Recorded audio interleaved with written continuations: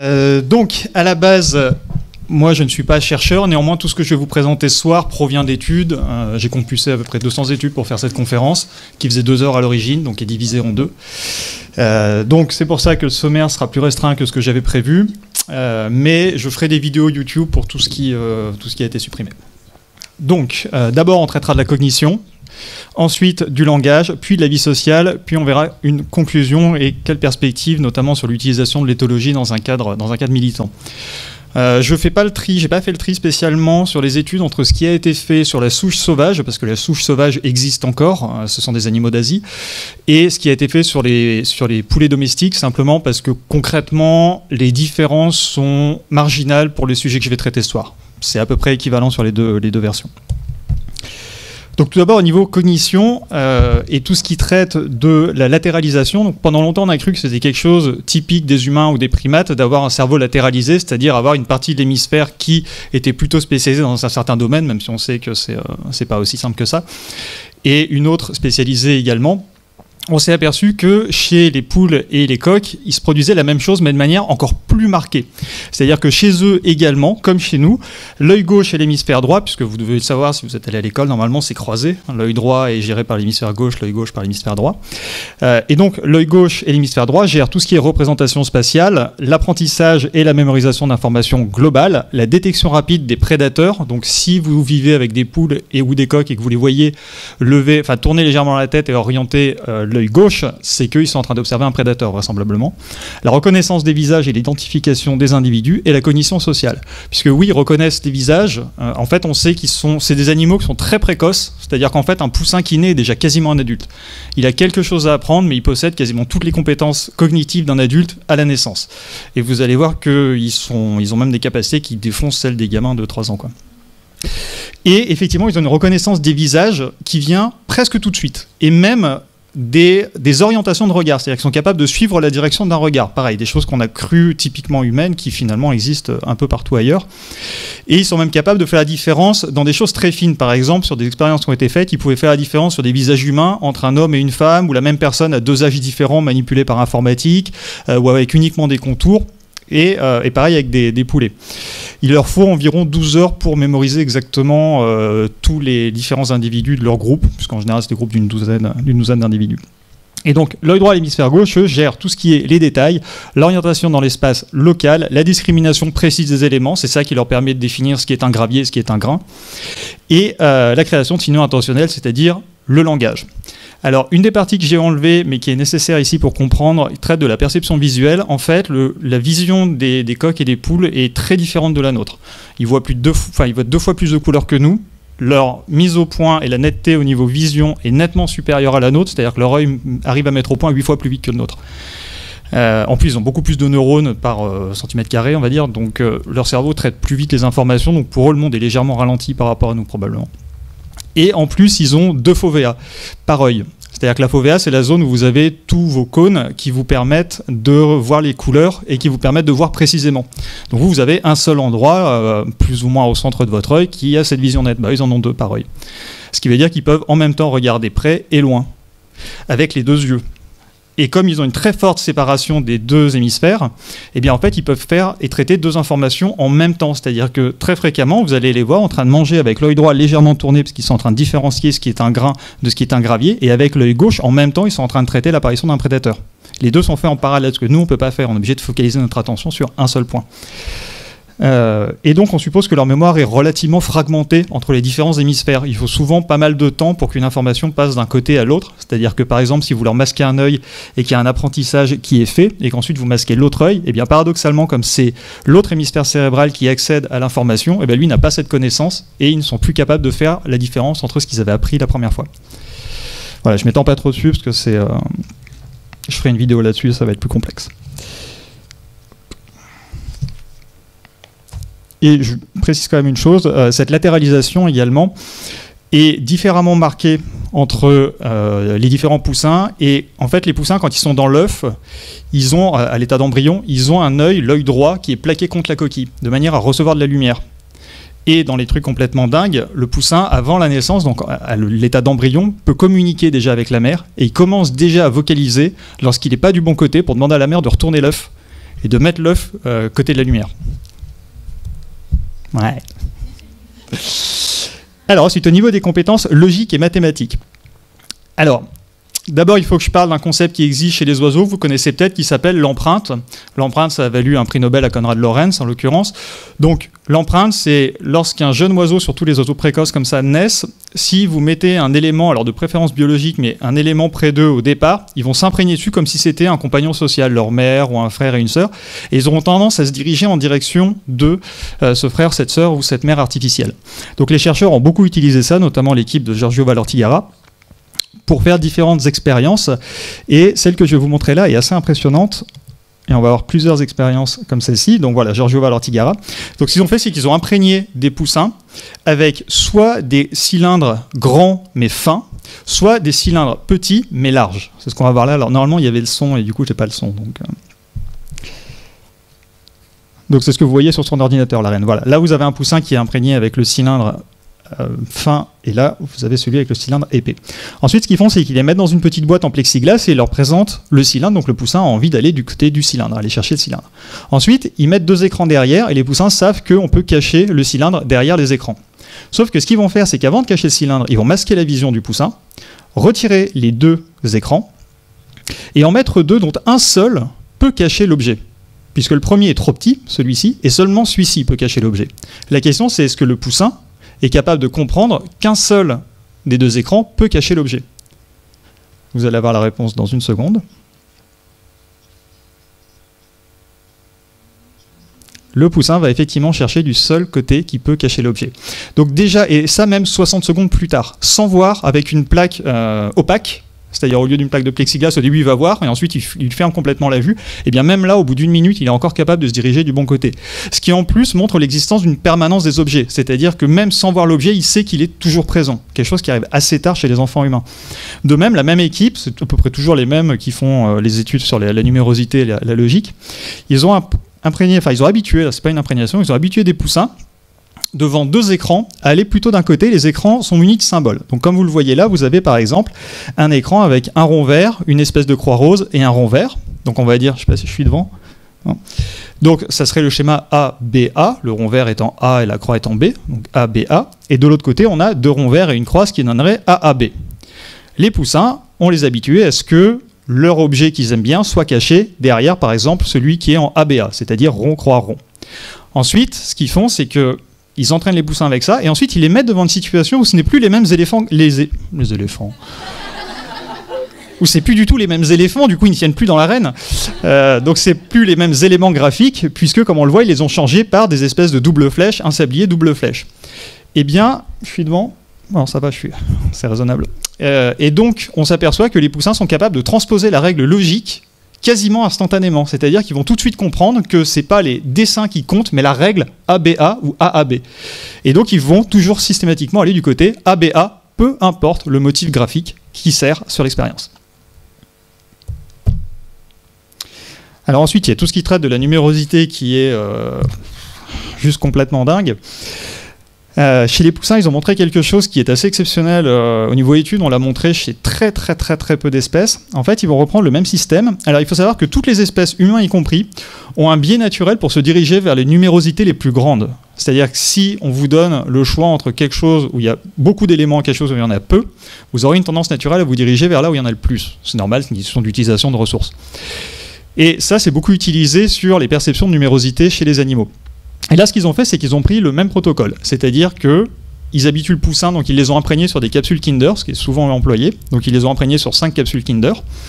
Et ensuite, ils vont en cacher 4 derrière un écran et une derrière un autre. Et on s'aperçoit que le poussin va là où il y en a 4. Mais ensuite, ils se sont posé la question de qu'est-ce qui se passe si, à partir de là, on change une capsule et qu'on la passe de l'autre côté. C'est-à-dire qu'on pousse le poussin à faire des opérations d'arithmétique de mémoire.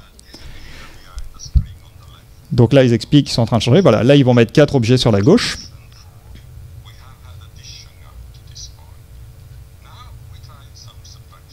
Et donc, maintenant, ils déplacent l'un de la gauche vers la droite.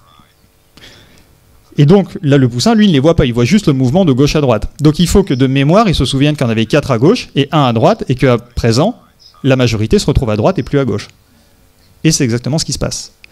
Donc, faut savoir que cette étude en fait a été faite en 5 expériences, 4 ou 5, pour vérifier vraiment qu'ils avaient bien compris. Par exemple, quand ils ont fait ça, ils se sont dit oui, mais est-ce que les poussins suivent pas juste le mouvement de la capsule Kinder? Donc ils ont fait les mêmes protocoles, sauf qu'au lieu d'en déplacer 2, ils en déplacent qu'un. Ce qui fait que le mouvement va toujours de la gauche vers la droite, mais le nombre le plus grand reste toujours à gauche. Et les poussins ne se trompent absolument jamais. Ensuite, ils ont aussi voulu voir la même équipe, peu ou prou la même équipe, si les poussins avaient aussi la notion d'ordinalité. C'est-à-dire l'ordinalité, c'est placer un élément au sein d'une suite, le deuxième, le troisième, le quatrième.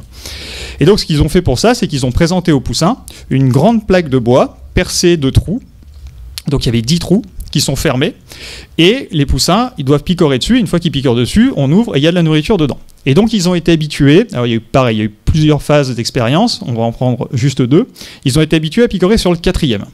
Donc ils avancent, clac, ils piquent sur le quatrième, donc ils sont déjà capables de savoir aller jusqu'au quatrième. Bon, ça déjà c'est franchement pas mal, parce que le poussin que vous avez sur cette expérience, il a entre 1 et 5 jours. Les poussins que vous avez vus là, sur l'expérience d'arithmétique, il a 5 jours. Donc ensuite, ils se sont dit, oui, mais peut-être que le poussin n'a pas vraiment la notion d'ordinalité, ou peut-être qu'il n'est pas vraiment en train de compter, peut-être qu'il évalue la distance avec le mur du fond, ou la distance avec les murs latéraux. Donc ce qu'ils ont fait, c'est qu'ils ont réentraîné des poussins à la verticale, et ensuite ils les ont mis en situation de test avec le panneau retourné à 90 degrés. Ce qui fait que là, on se retrouve avec les nombres qui sont plus du tout les mêmes. Donc il ne peut plus se servir des références dont il se servait, des quarts des murs, des choses comme ça. Mais il s'en sert pas, il va bien au quatrième, mais là il y a un problème. On a 10 trous. Donc un quatrième, vous en avez 2. Vous en avez un en partant de la gauche, et vous en avez un en partant de la droite. Pour nous, ça serait intuitif de se dire, ils vont aller sur celui en partant de la gauche. Sauf qu'on a considéré pendant très longtemps que c'était culturel, ça, de compter de gauche à droite. Vous avez d'autres cultures qui comptent de droite à gauche. Sauf que les poussins vont systématiquement de la gauche vers la droite. Et c'est ce que vous voyez sur l'étude en haut. En fait, vous en avez la quasi-totalité. Il n'y en a que 2 qui sont allés chercher le quatrième en partant de la droite. Ils sont quasiment tous directement allés chercher en partant de la gauche. Et des études plus poussées ont montré l'existence d'une ligne latérale chez les poussins, qu'on retrouve en fait chez plein d'autres espèces, dont l'humain, maintenant on le sait, où en fait on associe les petites numérosités sur la gauche et les grandes numérosités sur la droite. Et ça, c'est quelque chose qui est répandu absolument partout. C'était pas du tout prévu en fait dans l'expérience. Ça a été totalement fortuit de découvrir ça. Ensuite, au niveau de la cognition sociale, alors ceux qui ont vu ma conférence sur les poissons savent déjà ce qu'est l'inférence transitive. L'inférence transitive, c'est la capacité d'un individu à évaluer la position hiérarchique de différents autres individus en ne faisant que regarder leurs interactions sans y participer. Ça a été montré chez les poules. Par exemple, on a mis une observatrice en face de 2 poules, sa dominante et une poule étrangère. Dans le premier cas, la dominante bat la poule étrangère. Dans le deuxième cas, la dominante perd contre la poule étrangère. Et dans le troisième cas, ce sont 2 poules étrangères qui sont présentées à l'observatrice. Et ensuite, on la met en contact avec sa dominante et une poule étrangère que la dominante vient de battre. Mais l'observatrice ne le sait pas, elle l'a pas vu. Et bien, on se rend compte qu'ensuite, quand elle est mise en contact avec la poule étrangère, dans le cas où la dominante l'a battue, elle va se comporter de manière beaucoup plus agressive et essayer de poser sa domination sur la poule étrangère. Alors que si elle a observé la poule étrangère dominer sa dominante, eh bien, elle ne va même pas essayer de démarrer une interaction agressive, puisqu'elle va immédiatement se soumettre en se disant que de toute façon, elle est moins forte que l'autre. Et dans le cas de 2 poules étrangères, elle a une réaction quasiment aléatoire. Elle engage le contact dans 27% des cas, ce qui est ce qui se passe en temps normal, quoi. Alors ensuite, on a également tout ce qui est l'empathie et l'enseignement. Alors, vous vous doutez que ça n'a pas intéressé beaucoup les chercheurs d'essayer de montrer que les poules faisaient preuve d'empathie, ça ne serait pas commode, mais il y a quand même une étude, à ma connaissance, il n'y en a qu'une, qui a été faite dessus, où, en fait, ce qu'ils ont fait, c'est qu'ils ont mis une poule dans un dispositif avec un petit soufflet d'air qui lui projetait de l'air dessus. Et à côté d'elle, un de ses poussins dans le même dispositif qui envoyait également de l'air. Et ils ont testé 3 situations. Première situation, que fait la poule quand elle reçoit la bouffée d'air? Deuxième situation, que fait la poule quand elle observe son poussin recevoir une bouffée d'air? Troisième situation, que fait la poule si on envoie juste le bruit de la bouffée d'air sans la bouffée d'air? Dans ce cas-là, il ne se passe rien. La poule n'en a absolument rien à carrer, elle se moque du bruit. Dans le cas où la poule reçoit la bouffée d'air, à ce moment-là, elle arrête tous les comportements habituels de se nettoyer les plumes, de regarder, elle prend une position d'alerte et elle regarde à gauche et à droite. Si jamais le poussin reçoit la bouffée d'air, même si lui n'a aucune réaction, la poule a une très rapide montée de son rythme cardiaque et se met à vocaliser vers le petit pour l'appeler. Même si le poussin ne vocalise pas. Ce qui veut dire qu'elle est capable de se projeter à sa place, d'imaginer ce qu'il est en train de vivre et d'essayer de le rappeler vers elle pour le protéger. Mais ça va plus loin puisqu'on sait que les poules apprennent à leurs poussins, parce qu'en fait, faut savoir que les gallinacés en général ont très peu de bourgeons gustatifs, donc leur sens du goût est relativement pourri. Et en plus, la plupart des bourgeons gustatifs sont situés sur le fond de la gorge. Donc une fois que vous avez mangé le truc qui était pas bon, c'est trop tard. Donc elles sont obligées de leur apprendre, quand ils sont petits, ce qui est mangeable et ce qui n'est pas mangeable. Et il y a une expérience qui a été faite où ils ont donné des grains de 2 couleurs différentes à une poule, donc par exemple des grains verts qui étaient très bons, et des grains rouges qui étaient trempés dans une solution amère. Donc la poule mangeant les grains amers, elle les trouve absolument immangeables et estime que c'est pas de la nourriture. Ensuite, on lui montre ses poussins, mais elle n'y a pas accès, ni à la nourriture ni aux poussins, mais elle voit ses poussins à qui on présente les 2 couleurs de grains, les verts et les rouges. Mais eux, les deux, ils sont bons. Il n'y en a aucun qui a été trempé dans une solution amère. Et bien à partir du moment où les poussins mangent ce qui est vert, il n'y a aucun problème. À partir du moment où les poussins commencent à manger des grains rouges, la poule devient hystérique. Elle commence à se mettre à faire ce qu'on appelle des food calls, des appels de nourriture qui sont censés attirer les poussins. Elle démarre tout un tas de comportements physiques destinés à dire aux poussins « Arrêtez, c'est pas bon ce que vous êtes en train de faire ».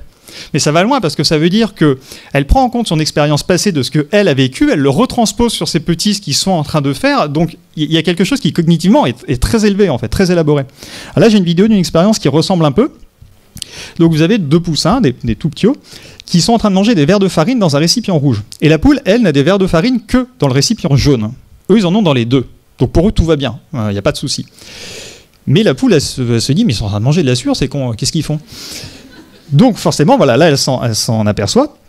Elle regarde ce qu'ils font. Et alors, comme j'ai pas le son, on l'entend pas, mais en fait, elle commence à faire un petit son, un boum, boum, boum, boum, qui est une espèce de petit appel de nourriture pour éveiller leur curiosité, pour dire qu'est-ce que vous êtes en train de faire.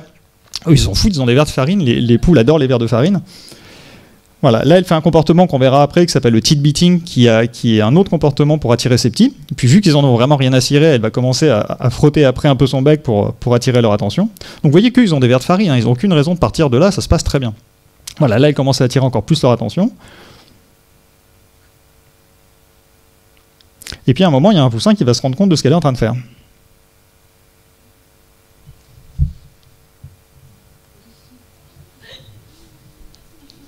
Et voilà, tout le monde change. Alors qu'ils n'ont pas de raison de changer, mis à part d'avoir compris ce que la mère était en train de leur dire. Et donc ça nous amène directement à la partie suivante qui va traiter du langage. Ouais, mais il y a une raison à ça. Donc, on va traiter du langage. Alors, il y a le langage postural dont je vais très peu parler. Je me suis focalisé surtout sur le langage oral.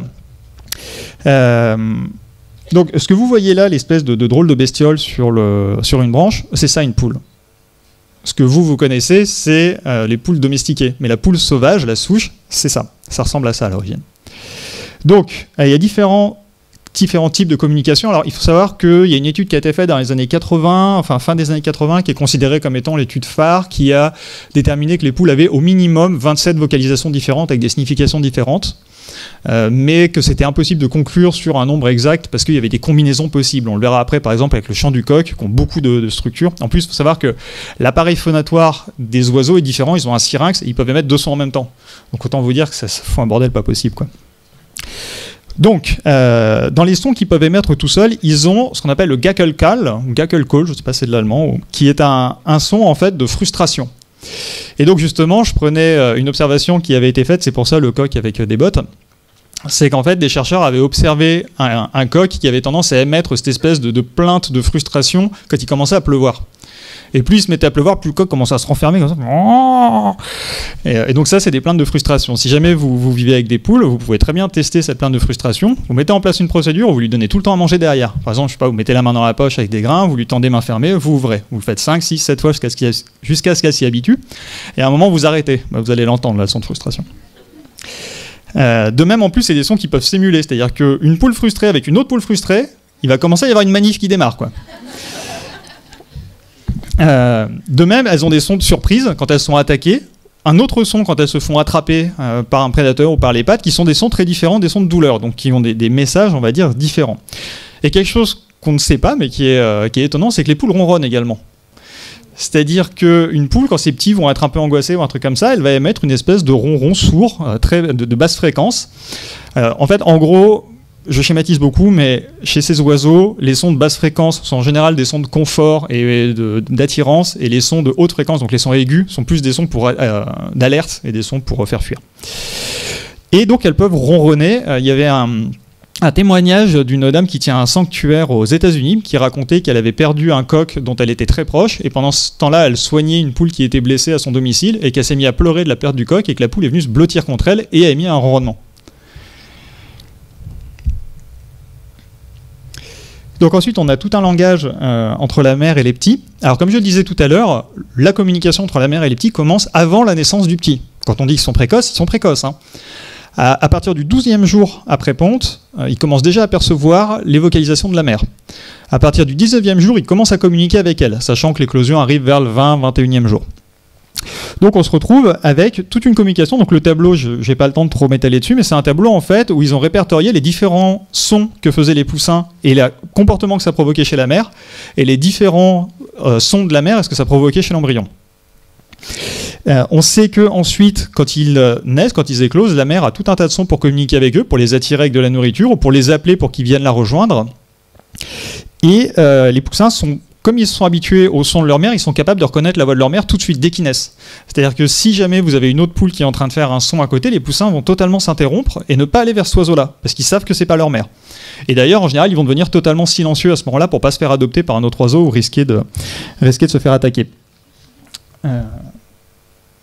Ouais, et le son chez les poussins également donc, est un peu pareil, c'est-à-dire qu'ils ont des sons de détresse quand ils sont loin de la mer. Par exemple, si la mer les néglige, ils vont faire des trains de pulsation très rapides, très, très aigus, qui veut dire « Ouais, je suis tout seul, ça va pas !» Et plus ils vont s'approcher de la mer, plus les sons vont commencer à descendre. Alors, en fait, leurs sons, les sons de joie sont des sons qui font « huip », qui sont montants, « huip, huip », et les sons de détresse sont plutôt des sons descendants. « Hiu, hiu ». Voilà. Donc les poussins communiquent comme ça, donc si vous vivez avec, vous pourrez les entendre. Et donc plus ils se rapprochent de la mer, plus ils commencent à émettre des gazouillis. Si vous connaissez l'application Twitter, c'est gazouillis en fait, c'est la traduction du truc. Et la mer possède également un son qui veut dire « tout va bien ». Donc quand les poussins paniquent, elle émet un son qui veut dire « ok, tout va bien ». Et on va voir tout à l'heure que les coqs font pareil avec les poules. Et en fait, c'est très intéressant parce que le comportement des coqs avec les femelles est très très similaire au comportement des mères avec leurs poussins.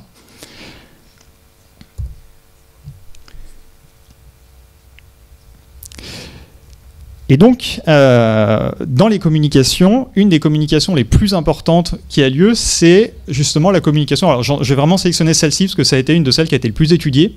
C'est le fameux tidbitting. C'est une espèce d'appel à la nourriture qui a une composante physique, on le verra sur la vidéo, avec des mouvements de tête bien particuliers où l'oiseau tourne d'abord la tête sur les côtés, ensuite il se baisse, il ne va pas jusqu'au bout, il relève la tête, il prend la nourriture, il la lève, il la lâche.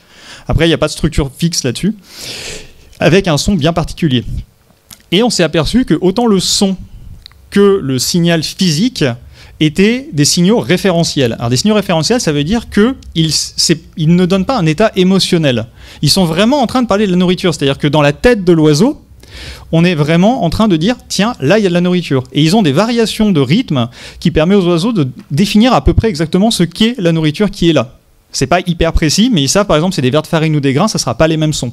Il y a des études qui ont été faites sur l'anticipation où on montrait que quand ils anticipaient qu'on allait leur donner une certaine récompense, que ce soit du substrat pour faire un bain de poussière ou des vers de farine ou des grains, ils n'émettaient pas les mêmes sons.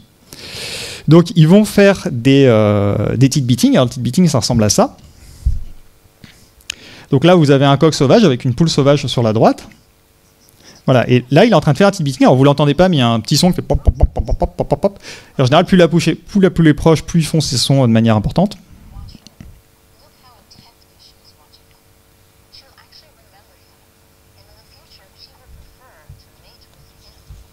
Et donc, ce qui est intéressant en plus, c'est de savoir que les poules apprécient tout particulièrement les oiseaux, les mâles, qui apportent de la nourriture, de manière fiable, on va voir après que ce n'est pas forcément le cas, et qui apportent de la vigilance. Par exemple, les appels d'alarme aériens qu'on va voir tout de suite après, ce sont uniquement les coqs qui les font. Donc, elle crée des réputations comme ça, c'est-à-dire qu'on s'est aperçu que le son d'appel permettait de définir quel était le type d'aliment qui allait arriver, et que le tidbitting lui-même permettait en fait de focaliser l'attention de la poule sur le visage du coq pour qu'elle mémorise le coq, et qu'elle puisse ensuite créer cette mémorisation de l'individu pour pouvoir ensuite le choisir parmi d'autres. Là, j'en ai justement un coq domestique qui, lui, a pas trop le temps de le faire parce qu'elles sont pas loin.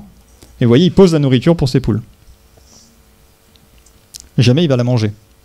Et donc ça, comme je le disais, sont des signaux référentiels et c'est quelque chose qu'on pensait, pareil, pendant longtemps, être la primauté des primates. quelque chose vraiment typiquement des primates. Et on s'est aperçu que ils existaient aussi chez ces oiseaux. C'est un des oiseaux qui a été le plus testé en fait sur ce genre de choses, et on a montré vraiment de manière définitive que ça parlait bien de nourriture. Et c'est la première fois en plus qu'on montrait chez un oiseau qu'il existait un signal référentiel multimodal, c'est-à-dire que autant le mouvement physique que le son ont la même signification, avec des légères variations. Ils se complètent, mais les deux suffisent à attirer une poule pour aller chercher de la nourriture. Donc on a également le chant, le fameux cocorico.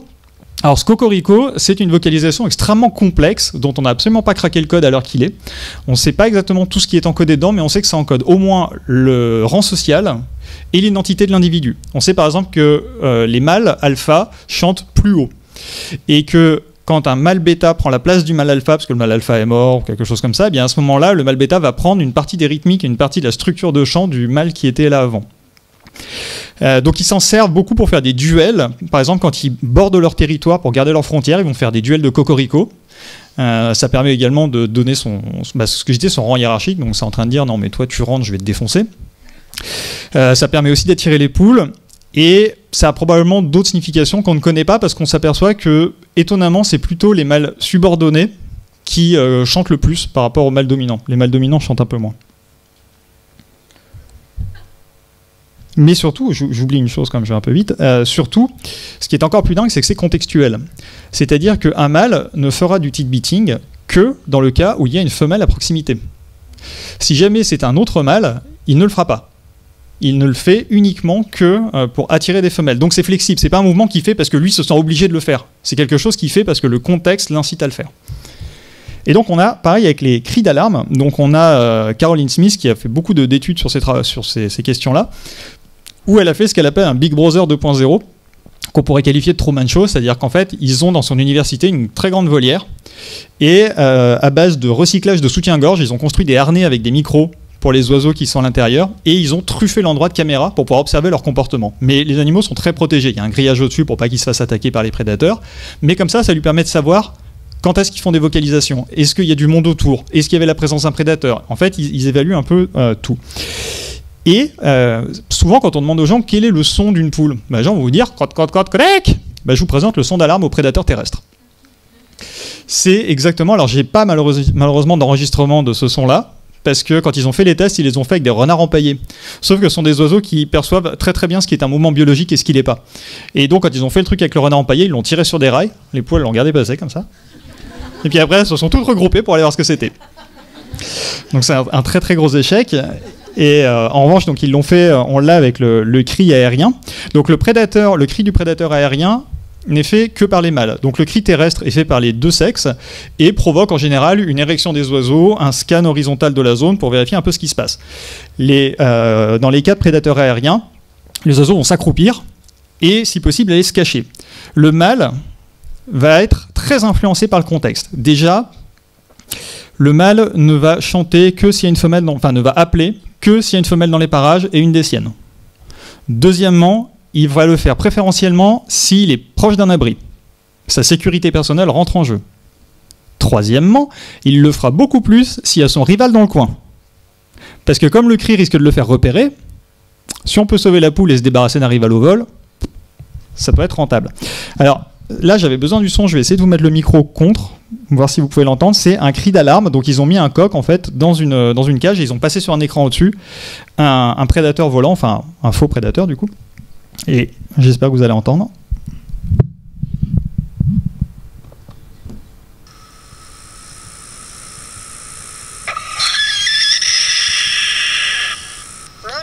Vous entendez ? Ça c'est le cri d'alarme du prédateur volant. Qui est donc un cri très bruyant. Il casse le micro. Donc, qui est un cri très bruyant, qui est difficile qui est au contraire facile à localiser. Donc, les prédateurs risquent d'arriver vite. C'est pour ça qu'il y a tous ces phénomènes qui rentrent en compte, c'est-à-dire le fait d'avoir un contexte autour. Et ça, c'est très, très important parce que ça montre que leur comportement est flexible. Mais vous allez voir qu'il est encore plus flexible que ça. Ah non, j'ai oublié un son également. Il faut savoir qu'ils ont également des sons de menace.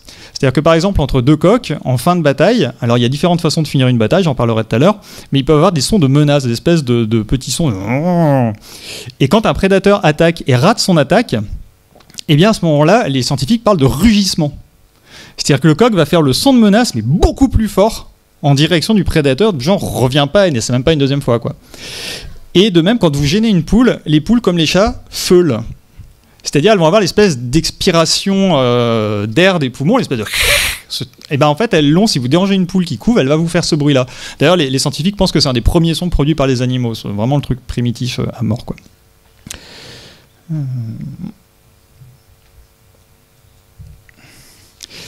Mais ça ne s'arrête pas là, c'est qu'il existe aussi de la tromperie.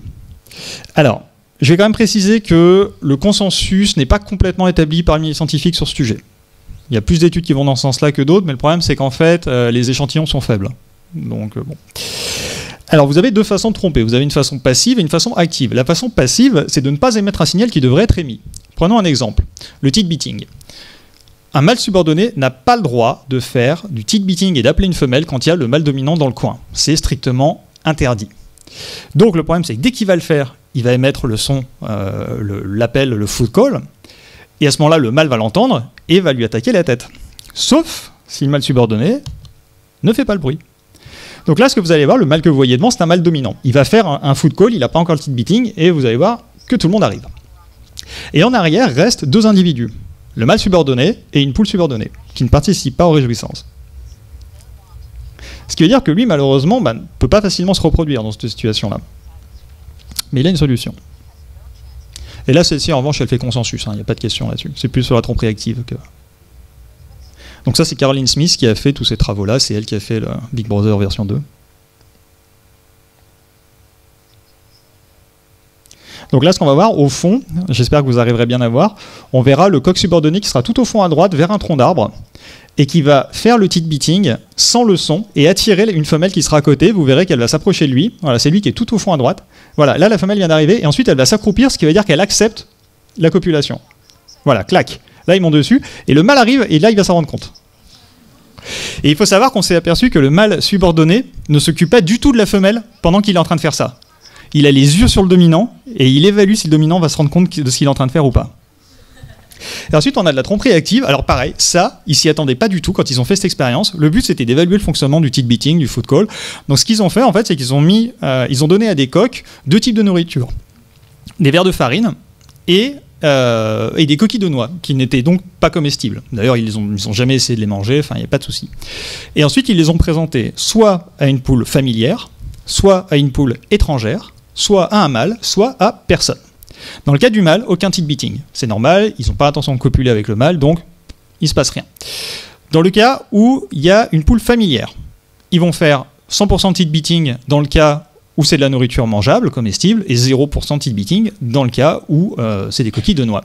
Si jamais il n'y a personne, c'est plus litigieux, ça dépend s'ils s'attendent à ce qu'il y ait une poule qui puisse arriver ou pas. S'ils ont déjà vu une poule, ils le feront plus facilement. Maintenant, ce qui a stupéfait les chercheurs, c'est dans le cas d'une poule étrangère. On s'aperçoit que dans cette situation-là, dans 50% du temps, les coqs faisaient un tick beating avec des coquilles de noix. Uniquement avec les poules étrangères. Et préférentiellement, si elles sont suffisamment loin pour ne pas voir l'aliment. Donc ils pensent qu'ils font ça pour essayer d'attirer les poules étrangères dans leur filet qui ne viendraient pas. Et comme ce n'est pas des poules familières, ils ont moins de risque de perdre des rangs de popularité et de réputation, parce que les poules, comme je le disais, maintiennent des rangs de réputation, et les coqs qui donnent des signaux non fiables ne peuvent plus se reproduire. Au bout d'un moment, les poules les refusent.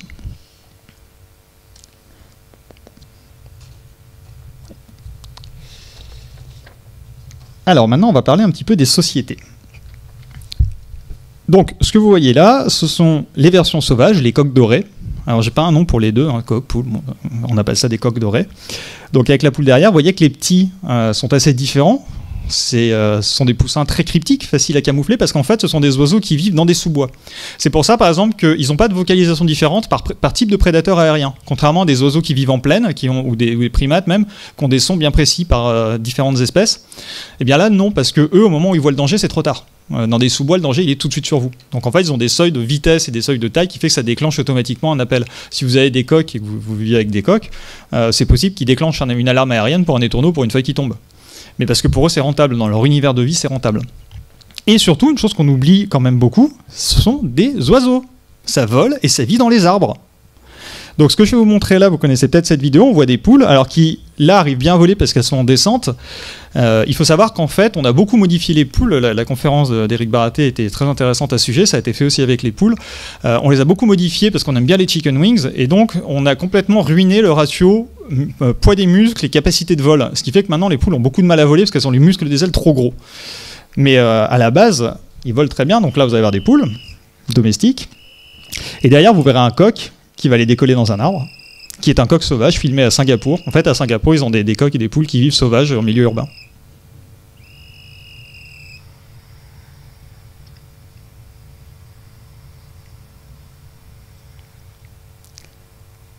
C'est rien, mais ça reste juste complètement stupéfiant en fait. Les poules, ça vole, ça vit dans les arbres. Et si vous regardez bien, d'ailleurs, ça ressemble beaucoup au vol des faisans, parce que c'est la même famille en fait. Donc, alors là, ça va commencer à se compliquer. Alors, dans les groupes, donc là, je vais m'appuyer sur une étude qui a été faite sur une île au nord-est de l'Australie, Northwest Island, où ils ont observé des animaux sauvages en fait pendant 1 an et tout leur comportement, leur fonctionnement social, etc. Alors, ils se sont aperçus déjà qu'il y avait plusieurs castes qui étaient régis par des règles différentes. Vous avez les mâles dominants, vous avez les mâles subordonnés avec leur plumage adulte, vous avez les femelles, les poulettes et les adultes, vous avez les femelles qui incubent, les femelles avec les petits avec les mères, les jeunes mâles avec leur plumage subadulte et les jeunes femelles avec le plumage subadulte et la crête. Chacun étant régi par des règles différentes. Et au milieu des mâles, même là, ça change. Vous avez des dominants territoriaux, donc qui ont des territoires fixes, avec un harem de poules, parce que c'est des animaux qui vivent en harem. Vous allez avoir un mâle avec un certain nombre de femelles qui vont vivre, c'est ce qu'on voit en haut, avec un certain nombre de femelles qui vont vivre avec lui. Vous avez les territoriaux subordonnés, c'est-à-dire qu'eux vont avoir un territoire sur le territoire du mâle dominant, qui vont défendre contre le mâle dominant, mais ils y arrivent moyen, et ils ont aussi le droit à avoir un harem. Quand je dis ils y arrivent moyen, c'est que le dominant arrive à peu près à pénétrer jusqu'au milieu avant qu'ils arrivent à le repousser. Vous avez les semi-territoriaux. Eux, ils ont plus ou moins un territoire sur le territoire du mâle dominant. Ils ne le défendent pas contre le mâle dominant, ils le défendent un peu contre les autres. Ça arrive qu'ils aident un peu le dominant quand les frontières du grand territoire sont attaquées. Ça arrive qu'ils aient des poules avec eux, mais c'est rare. Ensuite, on a les subordonnés autonomes. Donc, eux, en fait, n'ont pas de territoire, appartiennent vaguement à un groupe. Ils se baladent plutôt aux périphéries et ils changent assez facilement de groupe et ils essaient de se faire un peu les femelles qu'ils peuvent. Parce que réellement, c'est un peu ça leur occupation. Vous avez les subordonnés en attente. Les subordonnés en attente, c'est un cas intéressant. C'est des oiseaux qui perchent avec le mâle dominant, qui n'ont pas de territoire et qui attendent juste que le mâle meure pour prendre sa place. Donc ils vont l'aider à protéger les territoires, ils vont l'aider à protéger les femelles, voilà. Et les mâles oméga, c'est la mégalouse, c'est ceux qui vont devoir descendre de l'arbre avant tout le monde et partir de la zone à l'aube, naviguer uniquement sur les périphéries et remonter après tout le monde dans l'arbre la nuit. Donc autant vous dire que le taux de mortalité sur ces oiseaux-là, il est extrêmement élevé. Donc, comme je le disais, l'élément clé dans ces groupes, ce sont les éléments alpha, le mâle et la femelle alpha. C'est le mâle alpha qui réunit le groupe quand il faut partir. C'est lui qui décide de toutes les activités. C'est lui qui décide des ordres hiérarchiques. C'est-à-dire que, par exemple, dans les 6 mètres autour d'un mâle alpha, vous n'avez pas d'hiérarchie d'instaurer entre les femelles. Il n'y a pas de combat, les combats sont interdits entre les femelles. De même que les mères empêchent les petits de se battre entre eux, les mâles empêchent les poules et les coqs de se battre entre eux. Mais c'est même pas qu'il va vraiment intervenir, c'est que ça ne se produit pas. La hiérarchie des femelles se dissout totalement dans les 6 mètres autour de ce mâle. C'est lui, par exemple, qui va décider quand c'est sécurisé ou pas de passer à un endroit. Par exemple, s'ils étaient dans des sous-bois et qu'ils vont rentrer dans une plaine, eh bien, le mâle va monter sur un promontoire, scanner la zone pendant plusieurs minutes et ensuite faire le son dont je parlais tout à l'heure avec les poules qui dit « tout va bien ». Et à ce moment-là, tout le monde va rentrer dans la zone sécurisée par le mâle. Donc, si jamais le mâle ne peut pas tenir ce rôle-là, la femelle alpha peut prendre ce rôle, sinon ça va être le mâle bêta et on va descendre comme ça progressivement en hiérarchie. Ce qui se passe en général, c'est que le mâle alpha domine le bêta, celui qui est juste en dessous de lui, le bêta celui d'en dessous, etc., etc. Ce qui fait que vous n'avez quasiment jamais d'agression entre deux individus, à moins qu'ils soient vraiment très proches dans la hiérarchie. Un mâle alpha agresse quasiment personne en réalité, parce qu'il est trop au-dessus, il a trop la classe, quoi.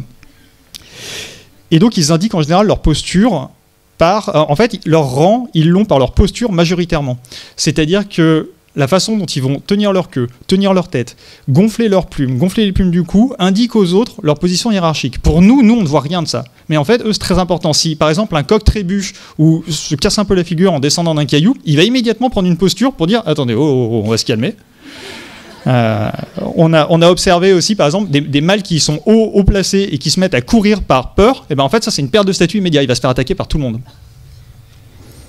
Et ce sont des animaux très sociaux en fait.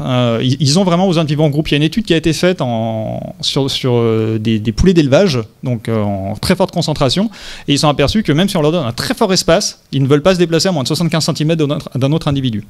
C'est déjà pas mal, 75 cm par rapport à ce qu'ils ont. Hein. Alors, donc là on voit Northwest Island, donc vous voyez que c'est un endroit où on aimerait bien vivre. Alors, là c'est reparti pour le deuxième truc un peu complexe. Vous avez deux types de fonctionnement chez les sociétés de poules. En tout cas, sur les espèces qui ont été évaluées là-bas. Vous avez les périodes de non-reproduction et les périodes de reproduction.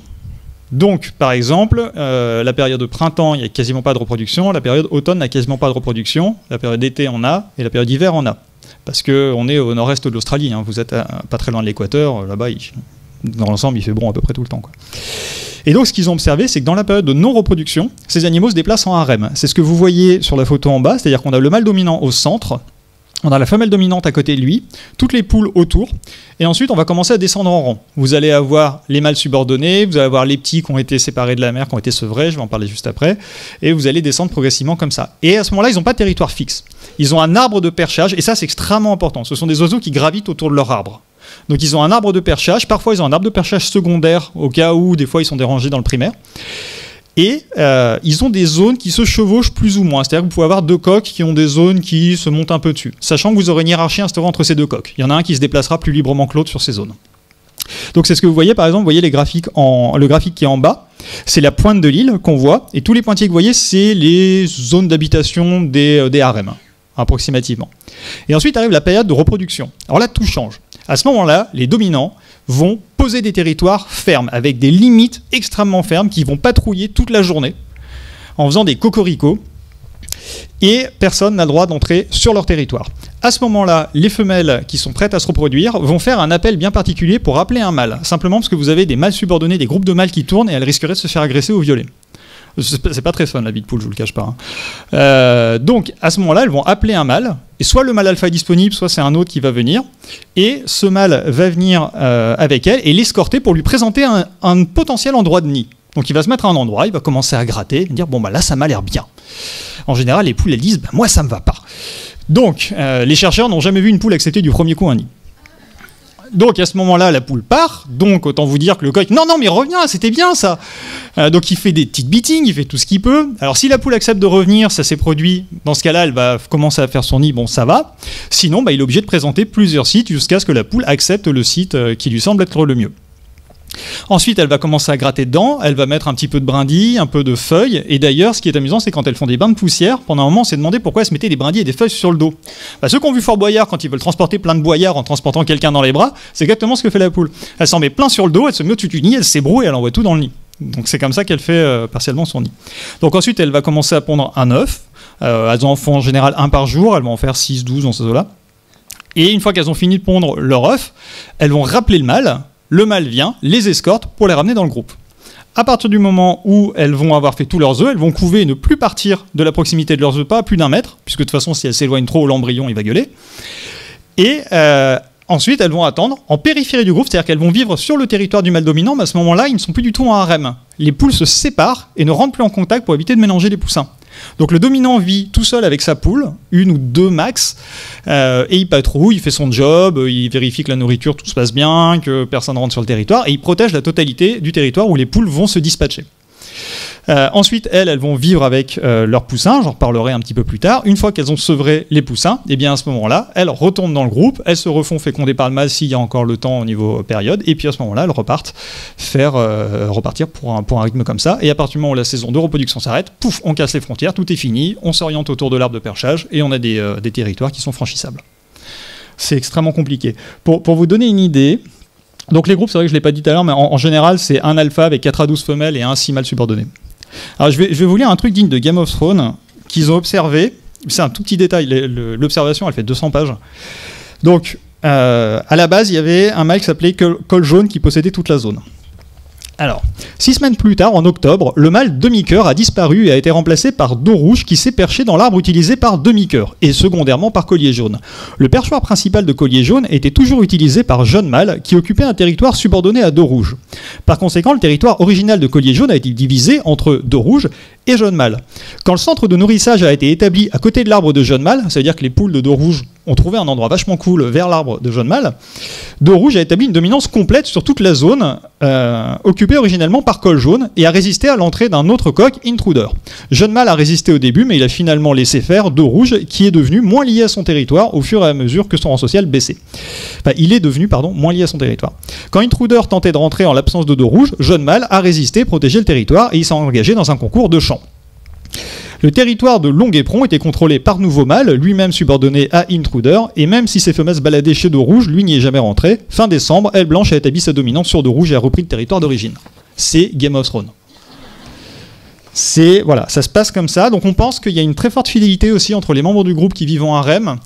Alors, il y a des témoignages de sanctuaires, d'amitié entre les oiseaux, mais la seule étude qui a été faite n'a pas montré de préférence. Voilà, je précise. Mais en revanche, on sait qu'il existe de l'épouillage social comme chez les primates.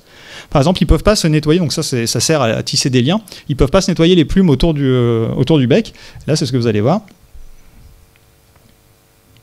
Voilà. Ça peut être plus ou moins bien accepté. Comme vous allez voir, ce coq, lui, il n'est pas trop... Non, voilà. Et donc, les graphiques que vous voyez, c'est en bas, ce sont les zones d'habitation hors période de reproduction. Ce que vous voyez en haut avec des frontières très délimitées, c'est la même zone, mais en période de reproduction. Donc leur vie est très très très très complexe. Et ce qui est intéressant aussi, c'est qu'on s'aperçoit que les mâles dominants interrompent moins les tentatives de reproduction de leurs frères et sœurs, enfin de leurs frères ou de ceux qui sont de la même famille que les autres. Donc vous avez une protection aussi familiale. Je sais quand vous voyez le nombre qu'ils sont, c'est un peu le bordel. Alors maintenant, c'est sympa de parler de toutes ces hiérarchies, tout ça, mais comment s'instaure ces hiérarchies ? Ben, contrairement à ce qu'on croit, c'est assez peu violent.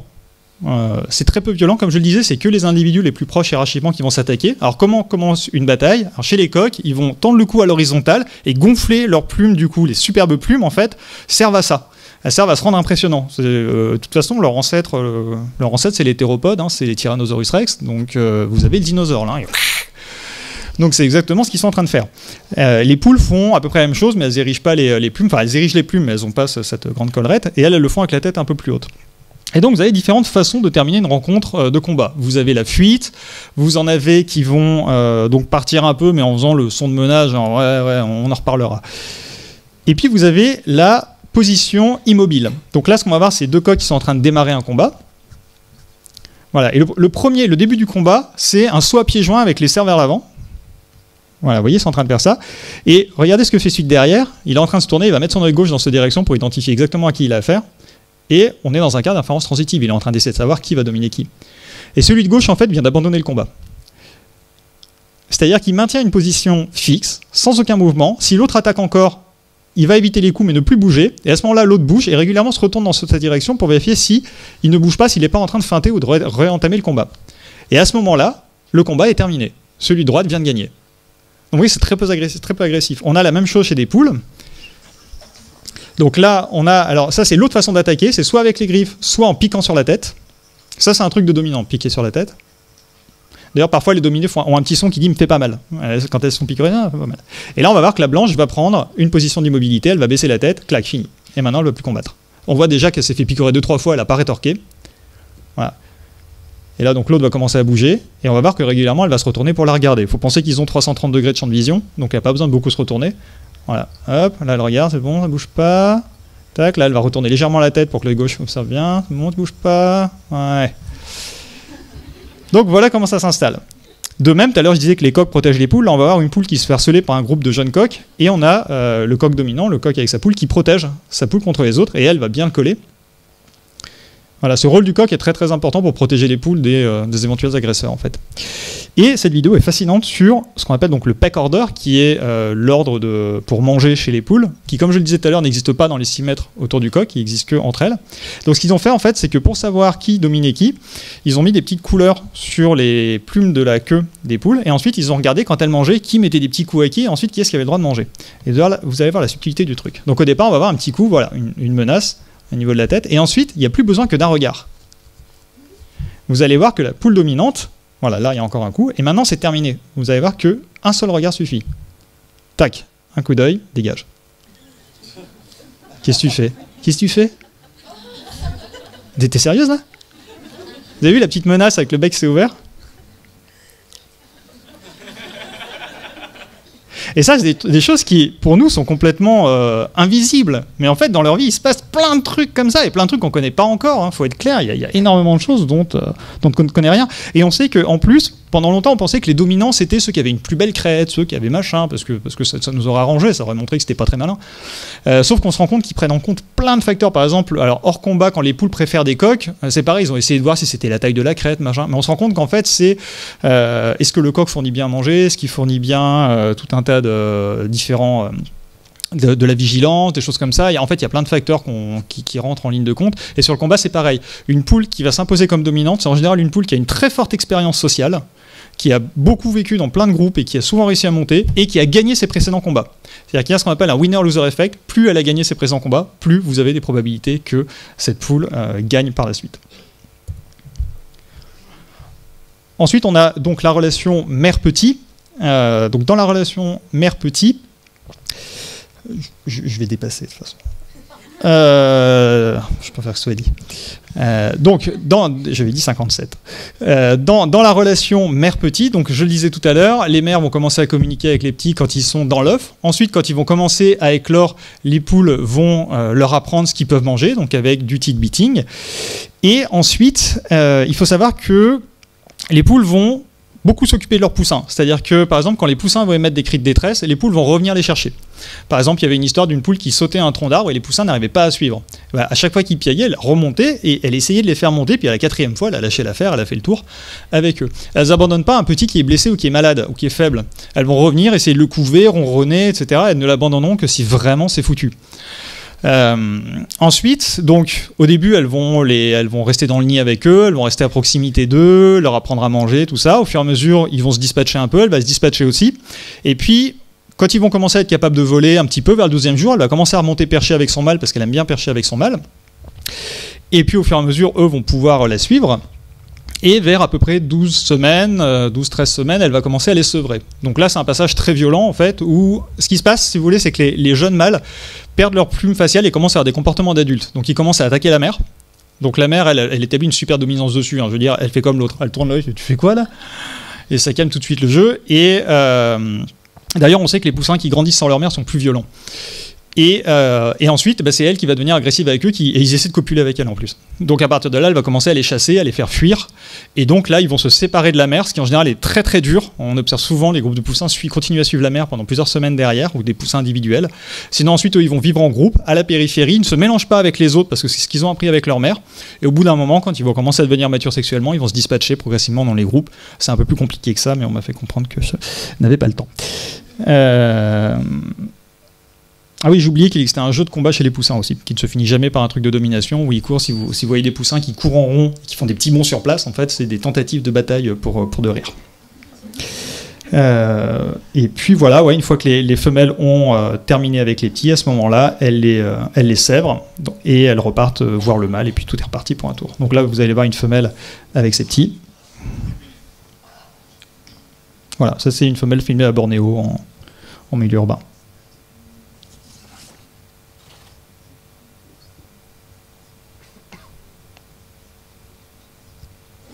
Et, dernière chose là-dessus, et après je ferai ma conclusion, il faut savoir que chez les poules, l'expérience pour mener les petits à l'âge adulte est extrêmement importante. Sur une observation qui a été faite sur des animaux en semi-liberté aux eaux de San Diego, ils se sont aperçus que sur 28 poules, 11 n'avaient jamais réussi à emmener un petit à la maturité sexuelle, et 50% des petits qui sont arrivés à maturité sexuelle ont été le fait des 3 poules les plus hautes de la hiérarchie.